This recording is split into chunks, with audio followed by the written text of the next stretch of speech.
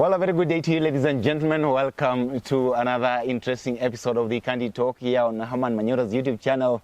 And it is always my pleasure to bring you up to date with comprehensive analysis of all that is taking place in this country and across our borders. For the first time, we are here at the lovely Gardens guest home here at the outskirts of the lakeside city of Kisumu. And I'm here with the Professor Herman Manyora.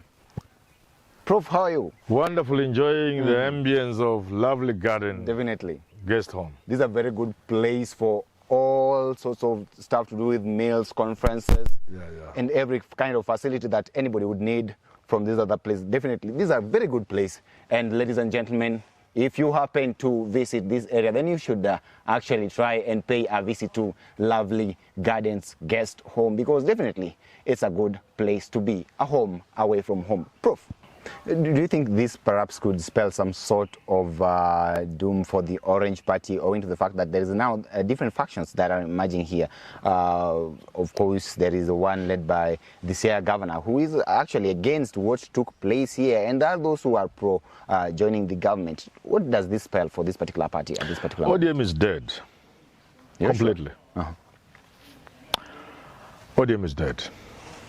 It awaits its burial. But that's not a problem. Parties in this country rarely last.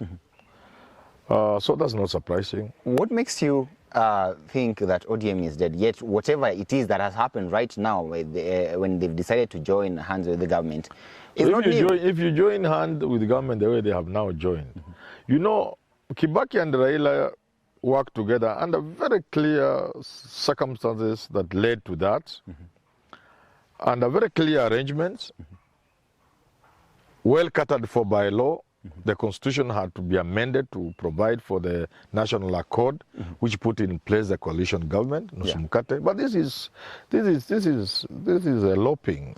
So that was a grand coalition government after the 12 UDA has eloped with ODM, and the old lady is no longer virgin. So this is gone. She can't get married by anybody else. So ODM is gone. Raila himself, I doubt that he'll survive this, and that's it. Yeah. So what is the difference between what has taken place right now and the handshake between the former President Uhuru Kenyatta and Raila back then? You see, it's again a question of the mood in the country. Many people did not support the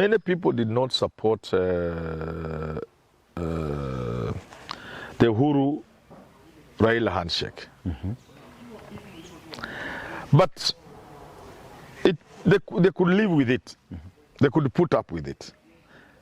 The mood in the country since 2022 after the election has been no handshake, no Nusumukate, no cooperation. The mood in the country is for the winner, whoever is, to run government. That's the mood in the country. So that's a big difference. That's a major difference. Secondly, this thing happens at a time there is a struggle for change in the country. The Gen Z revolution. So Raila's attempt to work with Ruto comes out first as betrayal to the cause, because what the Gen Zs are doing is what essentially Raila has been doing and fighting for. So it comes out as a sort of betrayal. And secondly, it comes out as intended to stop the revolution. So it doesn't come out well. So that is actually why I was asking this question. If at all Raila and the ODM party, the Orange Party, survived the 2018 handshake with the president, when they decided to join the hands with the government, and we saw the appointment of certain allies of the Right Honorable Raila Odinga to the government back then. No. It wasn't in this. If there was, very, very vaguely and very remote. This is so clear. Rights, I mean, everybody can see it, and anybody can see. You can't you can't get the deputy party leader of the party, Joho, take him to government. Deputy party leader, Oparanya, take him to government. Minority, leader of minority in the National Assembly, or Pio and I, take him to Ruto. Deputy Chief, the minority whip, Mudavadi. The entire party has joined government. So what is left of ODM? There is no ODM. ODM is gone.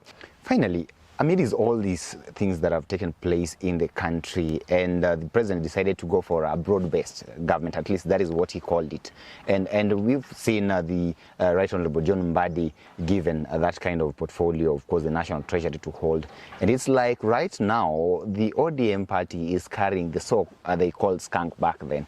Do you think they will actually propel this country in the right direction now that they've been given the chance to do so? Yeah, they have good dockets that can help the president run government, improve things. But the way this country works, how much legroom will they be given? How much power will they have? I very much doubt. If you look at the structure of government in this country, and not just with Ruto, with Kenyatta and all these people, the principal secretaries, previously then they were called the permanent secretaries. They call the shots. Okay.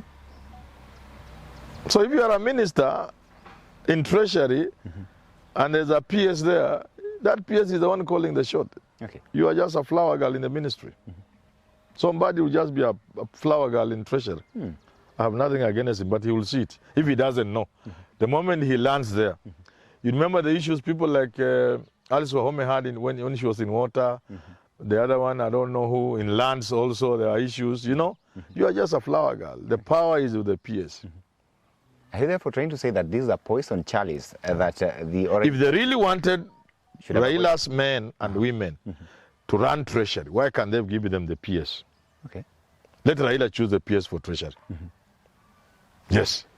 Okay. Then I will believe. Let Raila choose the PS treasury. Let them even reorganize central bank, because the fellows who are there are part of the problem. Remove the governor of the central bank, choose another governor, remove the PS. He's my friend. He should not, I have nothing against him. I'm just making a point. So Chris, I have nothing against you. I'm just making a point. Let Raila appoint a principal secretary, treasury. Okay. Let Zuge be asked to leave treasury in any central bank. Is it Zuge? Because those guys are part of the mess. Let Raila appoint the governor central bank, PS, treasury, and then Mudavadi is there. Then I can believe Mudavadi will have some force. In the absence of that, he'll just be a flower girl. Of course, you'll be happy at a Militanona. You'll look at it, be flap, you know. You'll drive good vehicles. You'll travel all over the world. Anone kidogo, his bank account will be good, but it doesn't go beyond that. That's as far as it goes. You have no influence at treasury. Let me tell you, even during Uhuru's time, I suspect, I hope I'm wrong, these budgets were being drawn by Kinyua in State House and other functionaries, not even the guys in treasury. Yeah, how much more so now? Anything that government wants will be done by the principal secretary. Chris Kipto, and not Mudavadi. Okay. Yeah. So you... All of them, including energy. How much influence will they have in energy? Mining, nothing, zero, even Oparanya and cooperative. Okay. So you see, wait and see if I'm wrong. Wait and see when the PSs are removed. Who will checkmate Oparanya in cooperative? Just wait and see. You wait and see, they will be checkmate. Everybody will see that these are flower girls. But it's good for them. I hope when they meet me, they can buy me a drink, a cup of tea. But this doesn't go beyond their stomach. Yes. Well, wait and see. That is what Professor is saying here. Ladies and gentlemen, definitely this has been a good conversation on what is taking place within the Orange Party. You can weigh in on this conversation and tell us what you actually think. But of course, we've been shooting here live from the lakeside city of Kisumu at the lovely Gardens Guest Home. Remember, we say this place is a home away from just home. A tip, if you don't know where it is, opposite The Royal Swiss, Grand Royal Swiss Hotel. Yes. Opposite, and then you'll find this beautiful place here for all your events, conferences, meals, accommodation. All the facilities are available at this particular place here with the ambience and nature at its best. Ladies and gentlemen, till we have this conversation again, have yourself a lovely day. My name is Evans Okinyi.